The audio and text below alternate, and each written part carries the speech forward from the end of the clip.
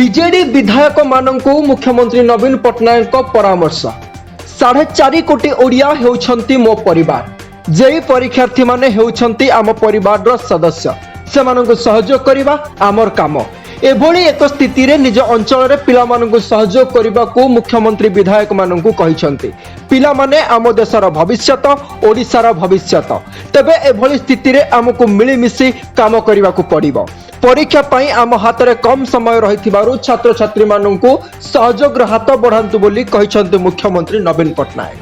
दिनक पर JEE main Bhubaneswar रे 16,000 परीक्षा गोटे दिन पर जेई मेन परीक्षा ओडिशारू 38,236 छात्र छात्री एथर परीक्षा देउछि। एथिपाई भुवनेश्वर समेत कटक ढेंकानाल संबलपुर राउरकेला बालेश्वर और ब्रह्मपुर सहर में 26 परीक्षा केन्द्र होइछि।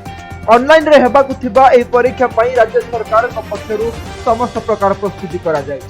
छात्र छात्री को सहायता सहयोग जोगाई देबा पाई प्रतिटी जिल्ला रे आज नोडाल केन्द्र खुलिछि।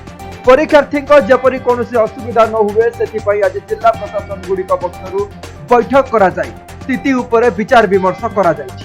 आज ठारू राज्य रे हटिबो सबु कटकणा राज्य रे हटिबो सबु शटडाउन और लॉकडाउन रो कटकणा सेप्टेम्बर 7 जाए जेई मेन परीक्षा पाई सारा राज्य को कटकणा मुक्त घोषित करा जायथिबा बेले सेप्टेम्बर 12 रु 14 जाए नीट परीक्षा पाई सारा राज्य कटकणा मुक्त रहिबो एने आज घोषणा करिसंती अतिरिक्त मुख्य शासन सचिव प्रदीप्त जेना।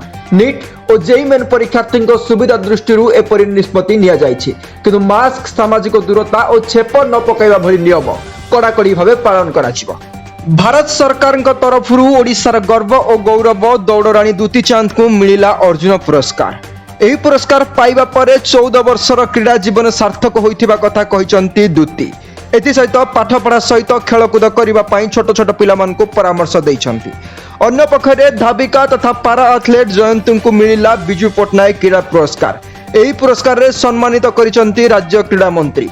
एथिसहित साहसिकता पाई दुई भौणी पूर्णिमा और सबिता गिरी पुरस्कृत होइथिबा बेले पद्मिनी राउत राजश्री महापात्र प्रत्याशा राय को मध्य क्रीड़ा पुरस्कार मिली। एही उत्सव रे माननीय मुख्यमंत्री भिश्री जरिया रे जोग देइथिले। विपद संकेत उपरे बढ़ुची नदी चिंतारे राज्यवासी। आज भी हीराकुद जल भंडार 46 गेट खोला रही। बाम पाखर 31 गेट खोला रही बेले डाहाण पाखर 15 गेट खोला रही। जल भंडार जल धारण क्षमता 630 फुट रही बेले जलस्तर 627.95 फुट रही जहाँ चिंतार विषय पलटि। प्रति सेकेंड रे 8,28,005 घन फुट जल प्रवेश करुवा बेले 7,65,040 घन फुट जल निष्कासित होउछि। अन्यपटे विपद संकेत उपरे प्रभावित होउछि महानदी। बढ़ुछि हस्ततंत्र चाहिदा। ई कॉमर्स जरिया रे आसुछि अधिक ऑर्डर। महामारी बेले बढ़ुछि ई कॉमर्स व्यवसाय। भूताणु भय रे लोके दुकान को जीवा पाए भय करुवा बेले ऑनलाइन रे किଣା बिका को बेसी पसंद करुछंती जार एक भल प्रभाव पड़ी राज्यर हस्ततंत्र उपरे। ई कॉमर्स साइट रु हाथ तैयारी जिनिस को किଣିବା पाई आग्रही होउछंती लोके डिमांड करुछंती भड़ी की बड़ी हस्ततंत्र वस्त्र सह हाथ खोदे मूर्ति। केवल राज्य रे नुहे देश विदेश रु भी रहुची ऑर्डर। फल रे कोरोना संकट रे व्यवसाय रो नुआ राह देखाइची ई कॉमर्स। एने राज्य सरकार तरफ निजर ई कॉमर्स साइट मध्य खोला जाइछि। प्रतिटी कारीगर एही साइट रे सहायता नेले निज व्यवसाय को स्वाभाविक करि पारिबे बोली कहा जाइछि।